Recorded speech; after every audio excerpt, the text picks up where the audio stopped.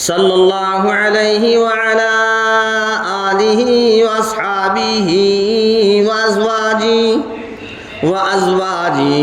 وذریاتہ وبارک وسلم تسلیما کثیرا کثیرا اما بعد اعوذ باللہ من الشیطان الرجیم بسم اللہ الرحمن الرحیم ان الذین فتنوا المؤمنین والمؤمنات ثم لم يتوبوا فلهم عذاب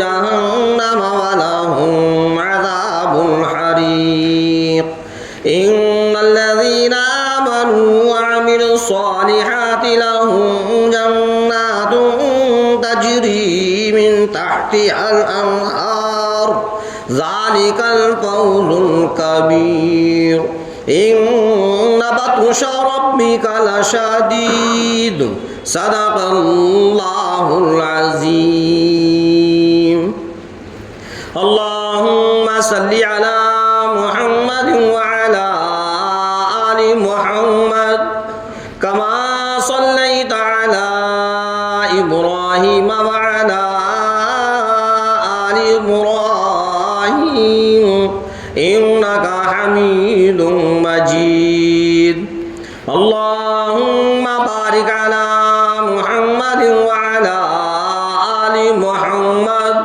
كما باركت على إبراهيم وعلى آل إبراهيم إنك حميد مجيد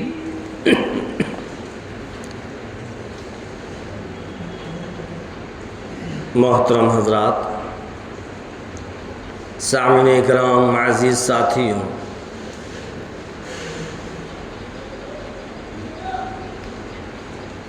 اللہ تبارک تعالیٰ نے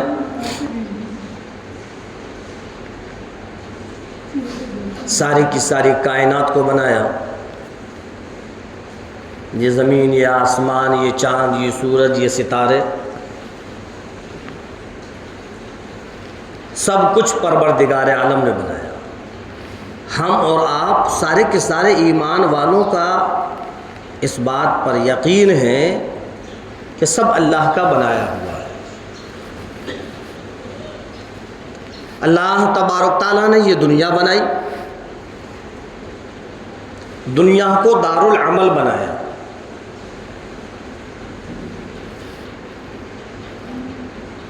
انسان کے سامنے اچھائیاں برائیاں سب ہیں، دونوں کے دونوں راستے پروردگار عالم نے انسان کے سامنے رکھے، ہدایت کا بھی اور گمراہیت کا بھی۔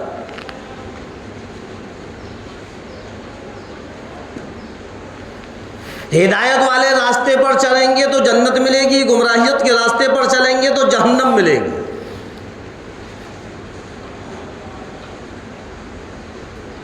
اور کون سا ہدایت والا راستہ ہے، کون سا گمراہیت والا راستہ ہے، اس چیز کو بتانے کے لیے پروردگار عالم نے نبیوں کو پہنچایا۔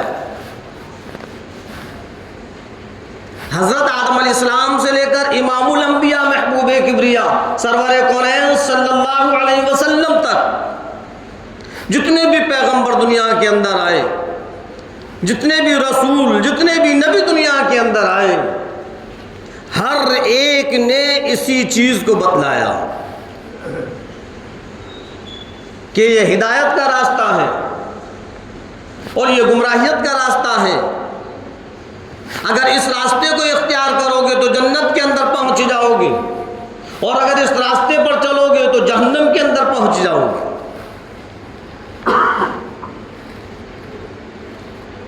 اللہ کے رسول سرکار دو عالم صلی اللہ علیہ وسلم نے بھی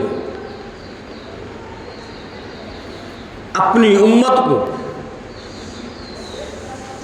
صحابہ کرام کو، ایمان والوں کو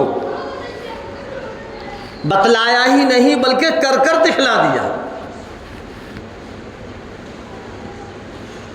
ساری کی ساری زندگی گزارنے کا طریقہ سرکار دو عالم صلی اللہ علیہ وسلم نے دکھلا دیا.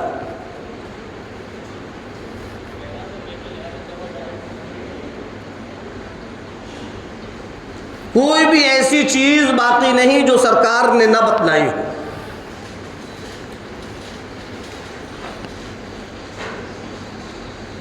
اور قیامت تک کے لیے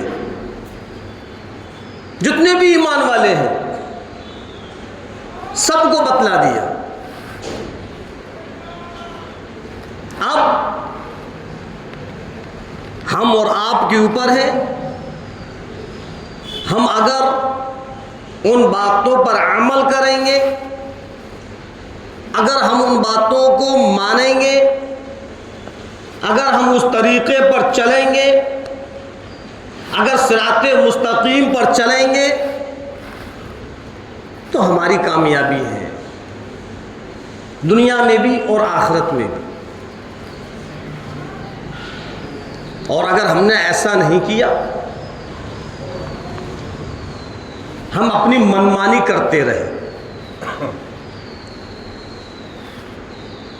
نہ نبی کی مانے نہ اللہ کی مانے، بس جو دل میں آئے وہ کرتے رہے، تو اللہ بھی کہتا ہے او میرے بندے کر جو تجھ کو کرنا ہے، ایک دن تو میرے پاس آئے گا. تیرے ایک ایک جرم کا، تیری ایک ایک غلطی کا، تیری ایک ایک خطا کا سب حساب لوں گا. اور پھر تیری غلطی کی وجہ سے، تیرے گناہ کی وجہ سے، تیرے جرم کی وجہ سے جو جہنم تیار کی ہے اس جہنم کے اندر ڈال دیا جائے گا. بڑا خطرناک معاملہ ہے. ابھی ہم نے صرف نام سنا ہے. خدا کی قسم جب سامنے آئے گی تب پتہ چلے گا کہ جہنم کیا ہے. علماؤں نے کہہ دیا، ہم نے سن لیا، بس. کبھی بھی ہم نے جہنم کو گہرائی سے سمجھا نہیں. اگر ہم گہرائی سے جہنم کو سمجھ لیتے تو گناہ کرنے کی ہمت نہیں ہوتی.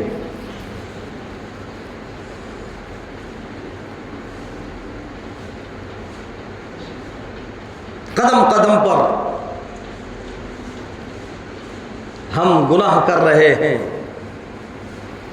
ذرہ برابر بھی نہ خدا کا خوف ہے، نہ جہنم کا ڈر ہے، نہ عذاب قبر کا ڈر ہے. سارے ڈر ہم نے نکال کر پھینک دیے. سب کچھ ہم نے دنیا کو سمجھ لیا ہے کہ جو کچھ ہے یہ دنیا ہے. ایک صحابی رسول ہیں، سو رہے ہیں،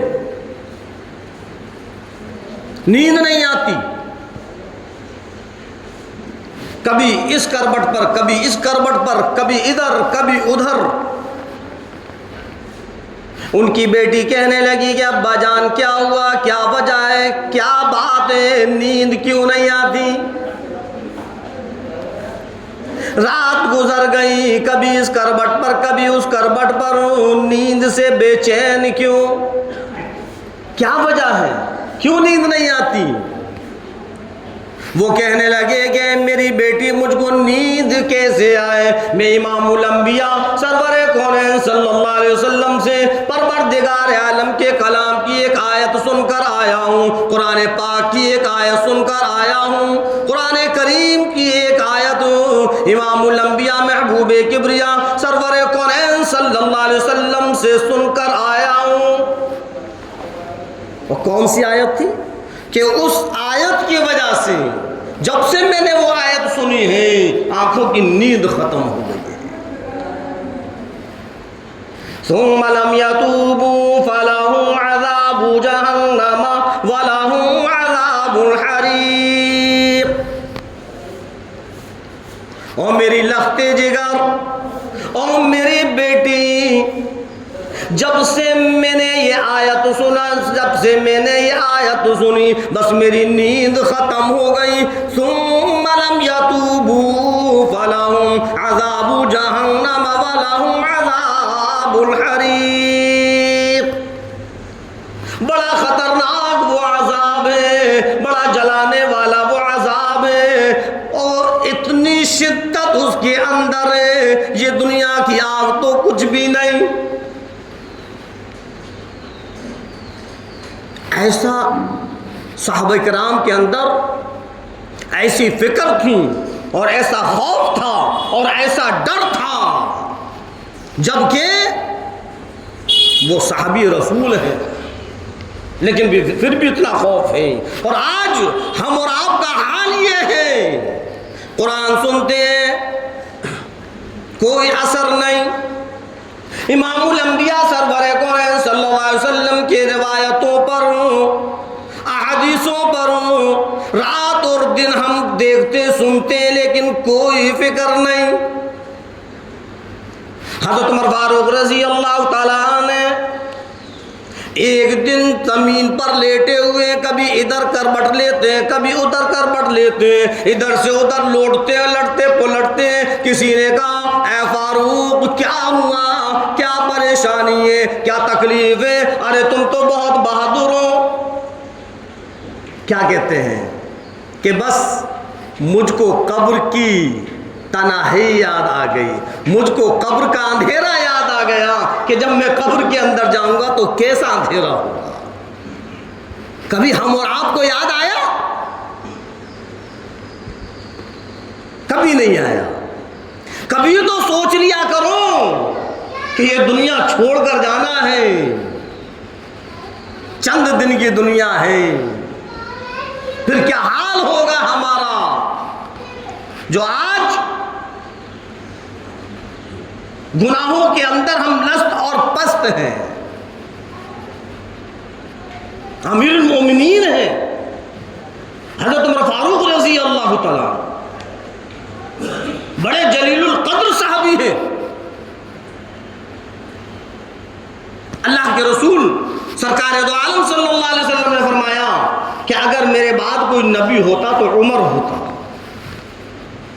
اے 15ویں صدی کے لوگوں، عمر فاروق رضی اللہ تعالیٰ کا حال تو یہ ہے، کبھی ادھر الٹتے کبھی ادھر الٹتے، کربٹ پر کربٹ بدلتے. ایسی بے چینی ہے، ایسی پریشانی ہے. کسی نے پوچھ لیا ہے فاروق کیا وجہ ہے، کیا پریشانی ہے، کیا تکلیف ہے؟ ارے تو تو ایک مجاہد انسان ہے، تو تو ایک طاقتور انسان ہے، تو تو ایک ہمت والا انسان ہے. حضرت فاروق اعظم کہنے لگے، حضرت عمر فاروق رضی اللہ عنہ کہنے لگے کہ بس مجھ کو قبر کا اندھیرا یاد آ گیا. حضرت ابو بکر صدیق رضی اللہ تعالیٰ، حضرت ابو بکر صدیق رضی اللہ تعالیٰ کیسے جلیل القدر صحابی ہیں، خلیفہ اول ہیں، اور عبادت کا یہ حال ہے، عبادت کا یہ حال ہے کہ ایک دن حضرت عائشہ صدیقہ رضی اللہ تعالیٰ عنہ کھڑی ہوئی ہیں، سرکار دو عالم صلی اللہ علیہ وسلم تشریف فرما. اچانک آسمان پر نظر پہنچتی ہے، ستاروں پر نظر پہنچتی ہے. اے اللہ کے نبی، اے اللہ کے نبی، کوئی ایسا بھی ہے جس کی نیکیاں اتنی ہوں؟ کیا پوچھا؟ اے اللہ کے نبی، کوئی ایسا بھی ہے جس کی نیکیاں اتنی ہوں جتنے ستارے ہیں؟ ہاں عائشہ. کون ہے وہ؟ حضرت عمر فاروق رضی اللہ تعالیٰ. کیسے جلیل القدر صاحب، لیکن خدا کا خوف، خدا کا ڈر کا حال کیا ہے کہ قبر کے اندھیری رات سے، قبر کی اندھیری سے تھر تھرا رہے ہیں، ادھر سے ادھر لٹ پلٹ رہے ہیں. حضرت عائشہ صدیقہ رضی اللہ تعالیٰ کہنے نہیں کہ اے اللہ کے نبی اور میرے ابا، یعنی میرے ابا کا کیا حال ہے؟ تو فرمایا کہ عمر کی پوری زندگی کی عبادت ایک طرف اور حضرت ابو صدیق رضی اللہ عنہ کی ایک رات کی عبادت ایک طرف. اتنے جلیل القدر صحابہ، لیکن خدا کا خوف، خدا کا ڈر اس قدر ہے.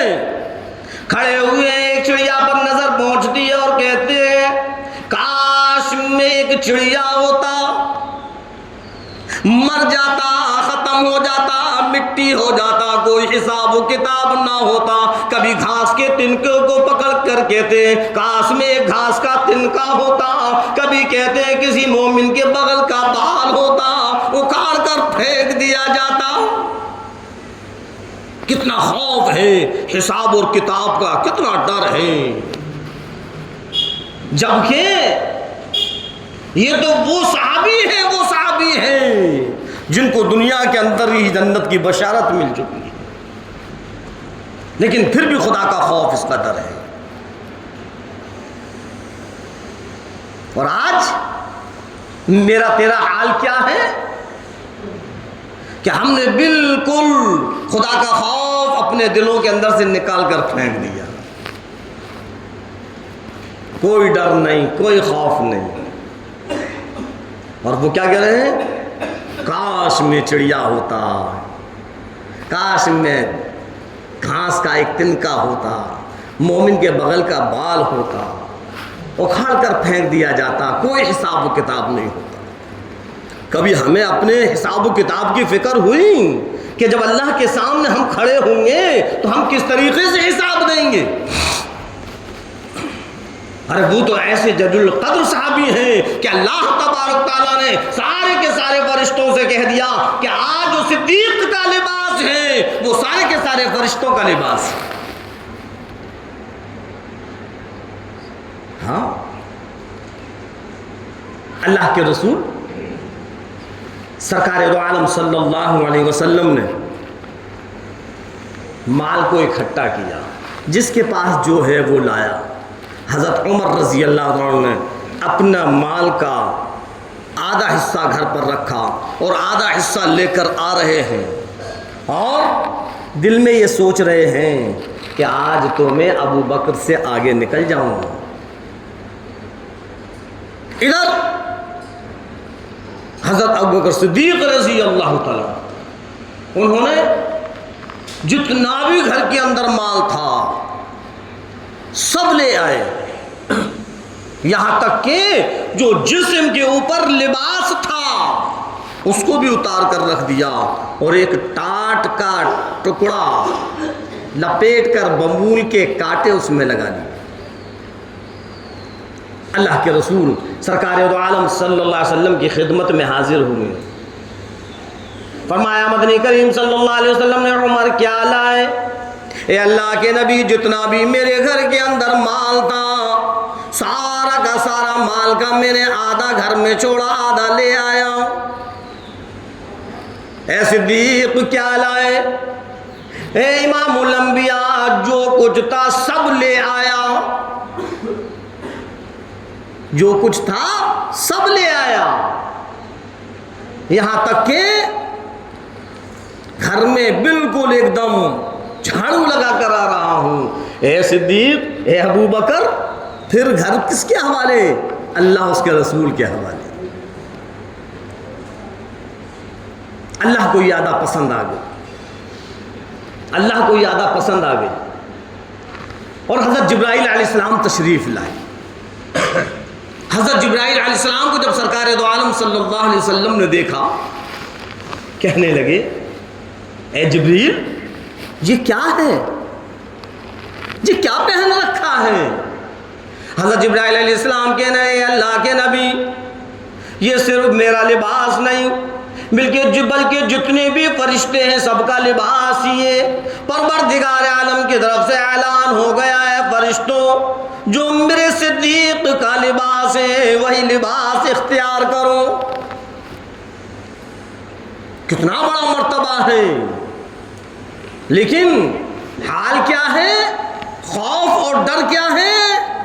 اپنے آپ کو کہہ رہے ہیں کہ میں چڑیا ہوتا، میں مومن کے بغل کا بال ہوتا اکھاڑ کر پھینک دیا جاتا، کوئی حساب و کتاب نہیں ہوتا۔ آج ہماری سمجھ میں نہیں آ رہا۔ حضرت علی رضی اللہ تعالی وضو فرما رہے ہیں اور وضو کرتے میں ہی آپ کے چہرے کا رنگ فخ ہو گیا، پیلا پڑ گیا۔ آپ وضو فرما کر اوپر آئے، آپ وضو فرما کر مسجد کے اندر تشریف لائے۔ پوچھا اے علی کیا بات ہے، کیا تکلیف ہے، کیا پریشانی ہے، یہ چہرہ کیسے فخ ہو گیا؟ کہ بس خدا کا ڈر آ گیا کہ کہیں مسجد کی بے ادبی نہ ہو جائے۔ یہ احکم الحاکمین کا گھر ہے، یہ ایک شہنشاہ کا گھر ہے، کہیں مجھ سے اس گھر میں آنے کے بعد بے ادبی نہ ہو جائے، بس یہ خدا کا خوف آ گیا۔ کبھی ہم نے یہ سوچا کہ کبھی ہم سے بے ادبی نہ ہو جائے، کبھی ادب و احترام مسجد کا ہم سے ختم نہ ہو جائے؟ کبھی نہیں، کبھی دل میں آیا ہی نہیں کہ یہ اللہ کا گھر ہے۔ جب کوئی کسی بادشاہ کے یہاں جاتا ہے، کسی گورنر کے یہاں جاتا ہے، یہاں تک کہ اگر وہ تھانے اور عدالت میں ہوتا ہے تو وہاں بھی بالکل ایک دم چپ چاپ اور سائلنٹ ہوتا ہے۔ فرمایا پروردگار عالم نے اے میرے بندو یہ کیوں بھول جاتے ہو، میں تو بادشاہوں کا بادشاہ ہوں، میں شہنشاہوں کا شہنشاہ ہوں۔ جتنے بھی بادشاہ ہیں، جتنے بھی حاکم ہیں، جتنے بھی شہنشاہ ہیں، میں نے سب کو بنایا۔ تو یہ مسجد جو ہے یہ اللہ کا گھر ہے، احکم الحاکمین کا گھر ہے، ہمیں اس کا ادب احترام کرنا چاہیے۔ ایک بار اور میں نے بتلایا تھا کہ صرف اور صرف مسجد کے اندر عبادت کریں، ذکر و اذکار کریں، کوئی خرافات نہیں، کوئی دنیاوی بات نہیں، کوئی ایسی دنیاوی مجلس نہیں، دین کی بات کریں، دین کی مجلس لگائیں، دین کی محفل لگائیں، قرآن کی تلاوت کریں، اور جب تک مسجد کے اندر ہیں یہ بھی مسجد کا ادب احترام ہے کہ اپنی آواز کو تیز نہ کریں۔ باتیں باتوں میں بس ہم نے ایسا اپنے آواز کے اندر سختی پیدا کر لی کہ بس ہم سے بڑا طاقتور کوئی ہے ہی نہیں، بھول گئے ہم مسجد کے ادب احترام کو۔ نہیں، خدا کا خوف اور خدا کا ڈر پیدا کرو، کہیں ہماری اس بے ادبی کی وجہ سے اللہ پکڑ نہ کر لے۔ جب ہم اللہ کے سامنے کھڑے ہوں اور کہیں پروردگار عالم یہی سوال نہ کر لے کہ فلاں وقت میں فلاں تاریخ میں جب تو مسجد کے اندر گیا تھا اور تو نے مسجد کے ادب احترام کو ایک طرف اٹھا کر رکھ دیا تھا، تیرے دل میں ذرہ برابر بھی یہ خیال نہیں آیا کہ یہ اللہ کا گھر ہے؟ سوچیں ہم اس چیز۔ ہاں، حضرت علی رضی اللہ تعالیٰ سرکار دو عالم صلی اللہ علیہ وسلم کے داماد ہیں، حضرت حسن اور حسین رضی اللہ تعالیٰ عنہما کے ابا جان ہیں، حضرت فاطمہ الزہرا رضی اللہ تعالیٰ عنہ کے شوہر ہیں، لیکن خدا کا ڈر کا حال یہ ہے کہ چہرہ پیلا پڑ رہا ہے۔ پوچھا کیوں؟ کہ کہیں اللہ کے گھر کی بے ادبی نہ ہو جائے۔ آج 15ویں صدی کا مسلمان، اس کا حال کیا ہے؟ ہم اور آپ دیکھ رہے ہیں، مسجدوں کو ہم نے اکھاڑا بنا کر رکھ دیا۔ ذرا چھوٹی چھوٹی سی باتوں پر بس تو میں شروع ہوتی ہے اور ایسی چیخ پکار ہو جاتی ہے کہ لوگ جمع ہو جاتے ہیں۔ کیا ہے یہ؟ ہم نے اپنا گھر سمجھ لیا اس کو۔ خدا کے واسطے ان مساجدوں کو اکھاڑا نہ بناؤ، اس مساجدوں کے اندر اپنی آواز کو بلند نہ کرو۔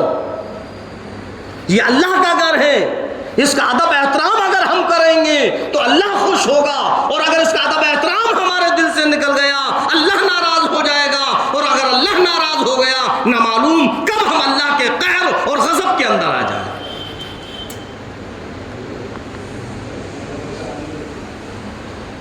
ڈریں ڈریں، خدا کے خوف سے ڈریں، خدا کی پکڑ سے ڈریں۔ بتلایا تھا ابھی خطبے کے دوران جب میں نے آیت پڑھی ان بطش ربک لشدید، اللہ کی پکڑ بڑی سخت پکڑ ہوتی ہے۔ ہاں، مسجد کے اندر داخل ہوں، ایسے داخل ہوں جیسے کہ ایک شہنشاہ کے گھر کے اندر آ رہے ہیں، سیدھا پاؤں لے کر داخل ہوں، اعتکاف کی نیت کر کر داخل ہوں، مسجد میں آنے کی دعا پڑھ کر داخل ہوں۔ جب مسجد سے باہر نکلیں الٹا پاؤں پہلے باہر نکالیں اور مسجد سے باہر نکلنے کی دعا پڑھیں۔ یہ مسجد کا ادب احترام ہے۔ وضو گھر پر بیٹھے ہوئے ہیں، بس وہی ہماری باتیں چل رہی ہیں، وضو بھی کر رہے ہیں اور باتیں بھی چل رہی ہیں، کیا ہے یہ؟ ارے چند منٹ چند گھنٹے ہم نے نکالے ہیں تو سکون کے ساتھ اطمینان کے ساتھ اللہ کی عبادت کرو۔ دنیاوی باتیں کرنے کے لیے باہر بہت جگہ ہے۔ آؤ، استنجا ہے، استنجے سے فارغ ہو، خاموشی سے وضو کرو، کوئی دنیاوی بات نہیں، کوئی فضول لغو بات نہیں، اور وضو کر کر مسجد کے اندر آؤ، تحیت المسجد تحیت الوضو 2 رکعت نماز ادا کرو اور اللہ کے ذکر میں لگ جاؤ، چاہے وہ قرآن کریم کی تلاوت ہو، چاہے وہ تسبیح ہو یا نوافل ہو، بس اللہ کا ذکر ہو۔ ہاں، اگر ایسا کریں گے تو اللہ خوش ہوگا، اور اگر ایسا نہیں کریں گے، ہم نے اگر اس کا ادب احترام نہیں سمجھا اور ہم نے اگر اس کی بے ادبی کرنا شروع کر دی تو پھر اللہ ناراض ہوگا، یاد رکھنا۔ اور پھر اس کی ناراضگی جب ہوگی تو اللہ کسی بھی طریقے سے ہماری پکڑ کر سکتا ہے، پھر ہم کہتے ہیں پریشان ہیں پریشان ہیں، اپنے اعمال کی وجہ سے ہم پریشان ہیں، اپنے اعمال کو صحیح کریں۔ اللہ نے یہ دنیا دار العمل بنایا ہے اور آخرت دار الجزا ہے۔ دنیا کے اندر جو ہم کریں گے کل آخرت کے اندر ہمیں اس کا اجر ملے گا۔ اور یوں فرمایا پروردگار عالم نے ان الذین فتنوا المؤمنین والمؤمنات ثم لم يتوبوا فلهم عذاب جہنم ولهم عذاب الحریق۔ اللہ نے اس آیت کے اندر ان لوگوں کے بارے میں بتلایا جو ایمان والوں کو تکلیف دیتے ہیں، جو مسلمانوں کو پریشان کرتے ہیں، جو مومنین کا دل دکھاتے ہیں۔ تو فرمایا بے شک وہ لوگ جو ایمان والوں کو تکلیف پہنچائیں، ثم لم یتوبوا، پھر وہ توبہ نہ کریں، فلہم عذاب جہنم ولہم عذاب الحریق، تو ان کے لیے جہنم کا عذاب ہے اور ایسا عذاب ہے جو جلا دینے والا عذاب ہے۔ آج ہم اپنے گریبانوں کے اندر جھانک کر دیکھیں کہ کتنے لوگ ایسے ہیں جو ہم سے پریشان ہیں، ہمارے اعمال، ہمارے کرتوت، ہمارے کام ایسے ہیں جن سے لوگوں کو پریشانی ہو رہی ہے۔ اگر ایسا ہے تو فوراً اللہ سے توبائیں کریں، فتوبوا ثم لم یتوبوا، اگر ہم توبہ نہیں کریں گے تو اللہ نے فرما دیا پھر جہنم کے عذاب کے لیے تیار ہو جاؤ۔ اور جہنم کا عذاب بھی ایسا ویسا عذاب نہیں ہے، جلانے والا عذاب ہے۔ اے 15ویں صدی کے مسلمان ذرا غور کر، آج ہمارا حال ایسا بن گیا، ارے غیر تو غیر، آج تو ہمارے ماں باپ بھی ہم سے پریشان ہیں، ہے یا نہیں؟ ہمارے کام کی وجہ سے، ہمارے اعمال کی وجہ سے ہمارے ماں باپ کو پریشانی ہوتی ہے، ان کو تکلیف پہنچانے میں ہمارا کام بن گیا۔ ابا ہیں اماں ہیں بار بار سمجھا رہے ہیں ایسا کام مت کرو، لیکن پھر بھی ہم اس کام کو کر رہے ہیں، تو ان کو تکلیف نہیں ہو رہی؟ تکلیف پہنچ رہی ہے ان کو۔ اللہ نے فرما دیا کہ نہیں، اللہ سے توبائیں کرو اور اپنی ان حرکتوں سے باز آ جاؤ، کسی کو کوئی تکلیف مت پہنچاؤ، کسی بھی طریقے کی کوئی تکلیف ہو۔ مسلمان کا کام یہ نہیں ہے کہ وہ کسی کو تکلیف پہنچائے۔ ہمارا پڑوسی ہم سے اگر ناراض ہیں، ذرا سوچ لیں کہ کہیں ایسا تو نہیں کہ ہمارے پڑوسی کو ہم سے کوئی تکلیف ہو رہی ہو، کوئی ہمارا کام ایسے ہو، ہمارا رشتہ دار ہم سے ناراض ہے، کہیں ہمارے کچھ ایسی باتیں تو نہیں جس کی وجہ سے اس کو تکلیف ہو۔ یہ ساری کی ساری چیزوں کو ہم سوچیں۔ یہ دنیا ہے، دنیا میں معافی تلافی کر لیں گے، یہی کہ یہی ختم ہو جائے گا، لیکن یاد رکھنا اگر ہم نے دنیا کے اندر معافی تلافی نہیں کی تو پھر اللہ نے فرمایا کہ میرے بندو پھر جہنم کے عذاب کے لیے تیار ہو جاؤ۔ آج تو ماحول اس قدر بگڑ گیا ہے، بھائی بھائی میں نفرت ہے، رشتہ داروں میں نفرت ہے، اولاد ماں باپ میں نفرت ہے۔ اب ان کو ان کی طرف سے تکلیف ہے یا ان کو ان کی طرف سے تکلیف ہے؟ کوئی تو ہے جس کی وجہ سے اس کو تکلیف ہو رہی ہے۔ فرمایا پروردگار عالم نے ثم لم يتوبوا فلهم عذاب جہنم ولهم عذاب الحریق۔ توبائیں کر لو، اپنے گناہوں کی معافی تلافی کر لو، جس کو تم نے دکھ پہنچایا، جس کو تکلیف پہنچائی، اس سے بھی معافی تلافی کرو۔ اللہ رب العزت فرماتا میں اپنے حق کو معاف کر دوں گا، لیکن بندوں کے حق معاف نہیں ہوتے جب تک کہ وہ خود معاف نہ کریں۔ ہاں، سب کچھ دنیا نہیں ہے، دنیا چھوڑ کر آخرت کی طرف جانا ہے۔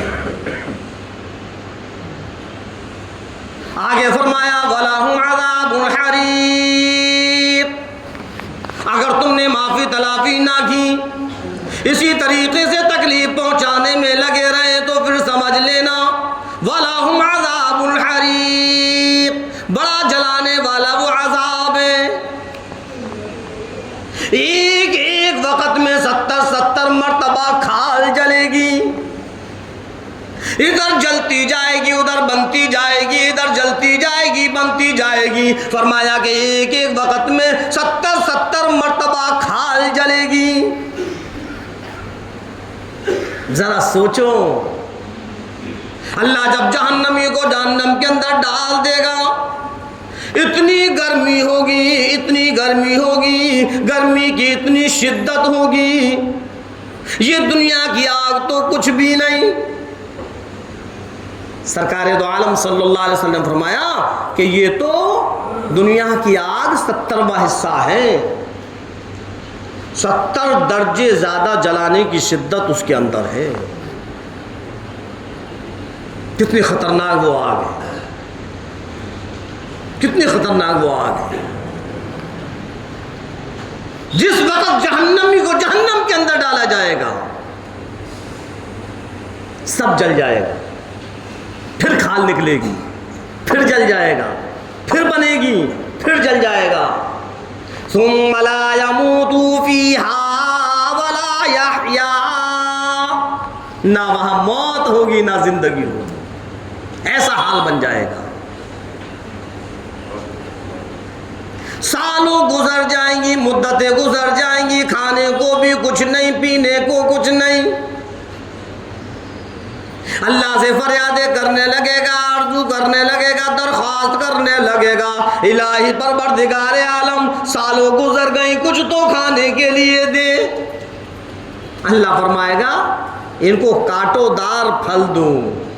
بھوک کی شدت کی وجہ سے وہ کانٹوں دار پھل کھائے گا، حلق کے نیچے جب اتارے گا تو حلق میں اٹک جائے گا، نہ نگلنے کا نہ اگلنے کا۔ اور پریشان ہو جائے گا اور تکلیف بڑھ جائے گی. پانی پانی پکارے گا, پانی پانی پانی. اے پروردگار کچھ تو پینے کے لیے دے. دنیا میں بڑے ٹھنڈے ٹھنڈے پانی پیا کرتا تھا. دنیا کے اندر میں تو جب پیاس لگا کرتی تھی فوراً پانی حاضر ہو جایا کرتا تھا. سالوں گزر گئی پینے کو کچھ نہیں. اللہ رب العزت فرمائے گئے فرشتوں رات پلاؤ, خون پلاؤ, ایسا پانی پلاؤ, ایسا پانی پلاؤ جو کہ کھولتا ہوا پانی ہو. ہاں ہاں یہ جہنم کا پانی ہے. رات پیپ خون جہاں سے ہم اور آپ نکلتے ہیں اور کہیں کچھ گندگی کی بو آتی ہے ہم ناک منہ سکوڑ لیتے ہیں اور جلدی سے وہاں سے نکلتے ہیں کہ بڑی خطرناک بدبو آ رہی ہے. کرتے یا نہیں؟ لیکن وہاں تو رات اور پیپ کا پیالہ ہمارے سامنے لایا جائے گا کہ پیو اس کو, یہی پینا ہے.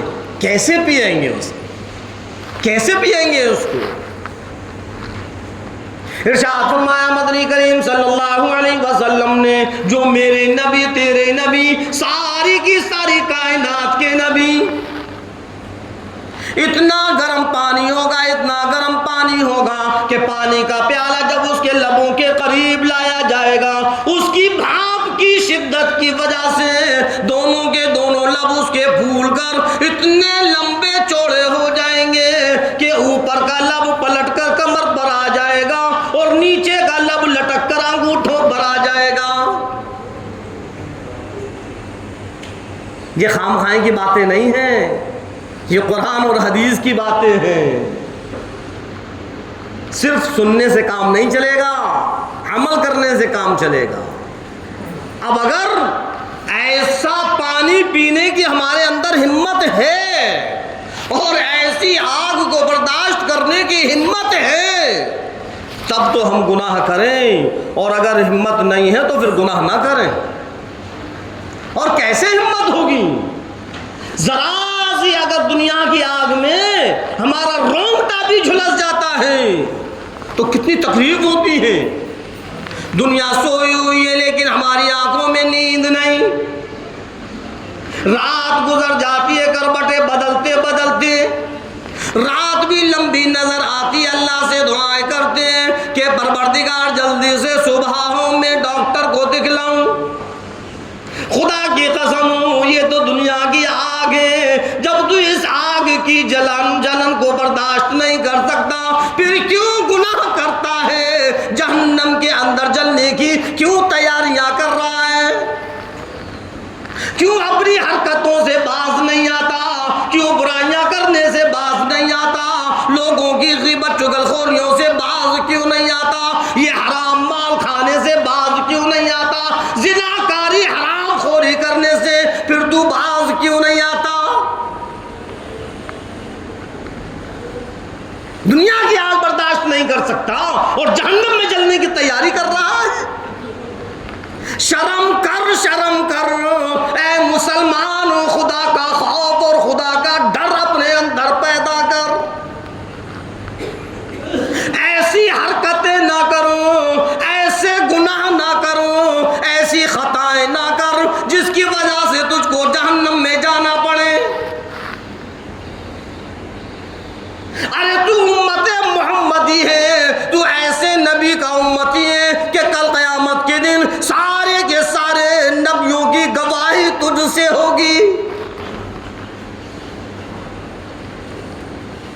کیوں اپنے آپ کو برباد کرنے میں لگا ہوا ہے؟ کیوں اپنی آخرت کو بگاڑنے میں لگا ہوا ہے؟ یاد رکھنا ہے 15ویں صدی کے مسلمان, یہ دنیا کی چاندنی 4 دن کی, یہ دنیا کی زیب و زینت صرف چند لمحات کی, یہ دنیا کی مال و دولت, یہ دنیا کا عیش و آرام پتہ نہیں کب آنکھ بند ہو جائے, کب ختم ہو جائے. آج اس دنیا کی مال دولت میں آ کر, اس دنیا کی زیب و زینت میں آ کر, یہ دنیا کی چکا چوند میں آ کر تو آخرت کو بھول گیا, تو گناہ پر گناہ کرنے لگا, ہدایت کے راستے سے ہٹ گیا.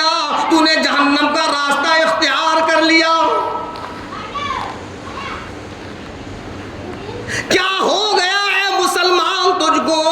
آج تیرا پڑوسی بھی تجھ سے ناراض ہے، تیرے رشتہ دار تجھ سے ناراض ہے، تیرے ماں باپ تجھ سے ناراض ہے، کیا کرے گا جس وقت میدان حشر میں یہ سب تیرا گریبان پکڑیں گے؟ کیوں دوسروں کے حق کو ناجائز طریقے سے کھانے سے باز کیوں نہیں آتا؟ اگر تو قرض لے لیتا ہے تو قرض کیوں واپس نہیں کرتا؟ امانت اگر تیرے پاس کوئی رکھ دے تو امانت میں خیانت کیوں کرتا ہے؟ اپنے آپ کو طاقتور نہ سمجھ، خدا کی قسم یہ ساری کی ساری طاقت پروردگار عالم کی طرف سے، اگر پروردگار عالم نے چاہ منٹ سے پہلے تیری ساری کی ساری طاقت ختم کر دے گا۔ اللہ کے رسول سرکار دو عالم صلی اللہ علیہ وسلم کے پاس صحابہ کرام موجود ہیں، غور کرنا۔ اللہ کے رسول سرکار دو عالم صلی اللہ علیہ وسلم نے پوچھا کہ اچھا یہ بتلاؤ صحابیوں کہ سب سے بڑا مفلس انسان کون ہے؟ یہ بتلاؤ کہ سب سے بڑا مفلس انسان کون ہے؟ غور کرنا۔ صحابہ کرام نے عرض کیا اللہ کے نبی جس کے پاس مال نہ ہو۔ آپ صلی اللہ علیہ وسلم نے فرمایا مال تو کبھی بھی آ سکتا ہے اور کبھی بھی امیر بن سکتا ہے، کبھی بھی اس کی مفلسی ختم ہو سکتی ہے۔ اچھا صحابہ کرام کے اندر ایک عادت تھی، جو بات معلوم نہیں ہوتی تھی تو فوراً کہتے تھے اللہ اس کا رسول زیادہ جانتا ہے۔ کہا ہے اللہ اس کا رسول زیادہ جانتا ہے۔